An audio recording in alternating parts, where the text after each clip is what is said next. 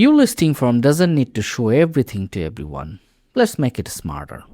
With conditional logic and directories, you can show or hide specific fields based on what a listing owner select, all inside the same directory, same form.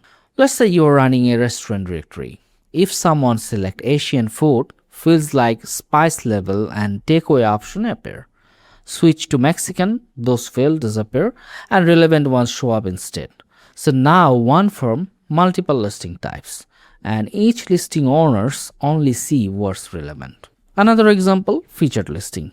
If someone is a featured listing owner, you can show a promotional offer field just for them.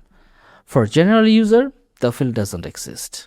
You can set this up inside Directory Builder and add listing form. So no extra extension needed.